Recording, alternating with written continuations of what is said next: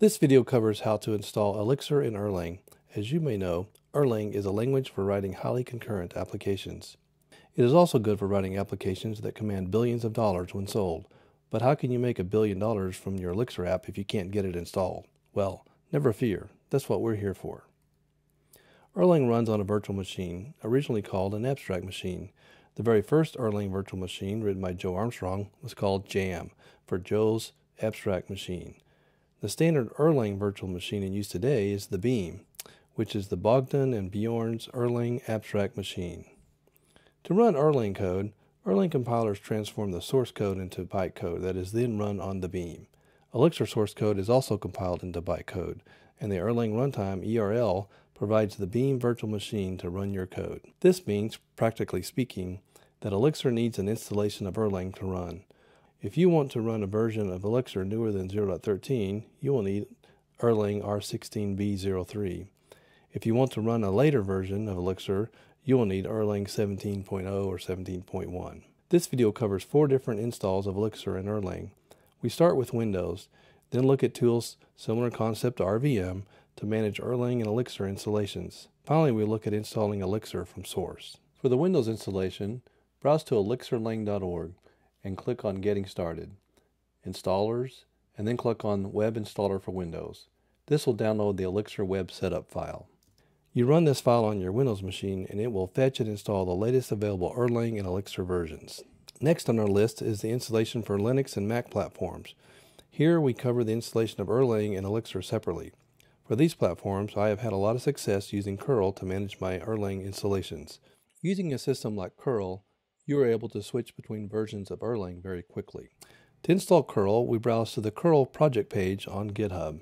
I'm going to scroll down and I'm going to copy the kerl script, allow me to download the kerl executable. Let's open up a shell terminal. I'm going to put this in my bin directory so it's available for running. I'm going to change mode 755. Now typing kerl, I can get a list of supported commands. Typing kerl status, it shows that there are no installs. We're going to start our Erlang installation by first updating the releases with kerl update releases. I see that there is an Erlang version 17.1 at the end of the list. We're going to build version 17.1. To find out how to build it, you can type kerl build and hit enter, and kerl will show you the required arguments. Kerl build wants a release name and a build name. I'm going to use the same name for both. Note, this command will take some time. Now that we are done, we can type kerl status to see what has been built. According to this, we have the 17.1 build available to us, but we have no installations. So at this point, we need to install. I like to put my releases inside the .kerl versions directory. If you type kerl install, you can see what arguments are required. When specifying the install directory, make sure to add the release version to your path. The kerl install command has created an activate file. Each install has an activate file. To specify which version to use, you just source the appropriate activate file. I'm adding 17.1 to my .bashrc file, so my system will use Erlang 17.1 as the default version. I can test out which version of Erlang I have by typing ERL. Next on our list is to install Elixir with exenv. For that, we're going to browse to the exenv project page on GitHub. This page has a set of instructions on how to install it. Let's do that now. We start by cloning the project into the .exenv directory. Then we prepend .exenv/bin to our path. Next we add exenv init to our shell to enable shims and autocompletion. Finally, we reload our bash profile.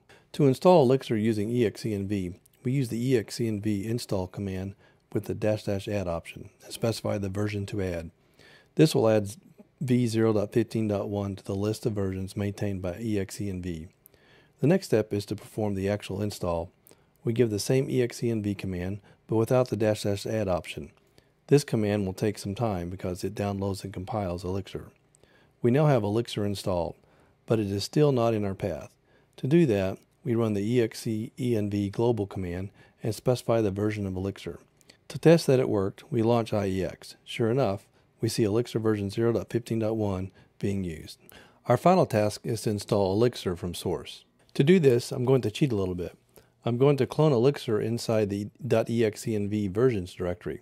This way, I can manage my from source install the same way I manage all of my other Elixir versions.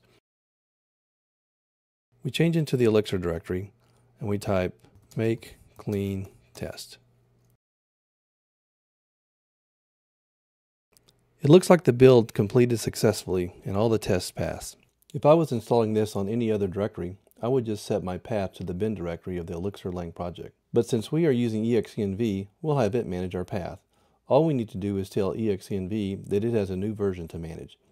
In this case, we tell it that we have a version of Elixir called Elixir. We do that with exenv install --add Elixir. Since we are controlling the build on this version, we do not need to run the exenv install Elixir command. We previously did that with the make clean test. So it should be ready to go.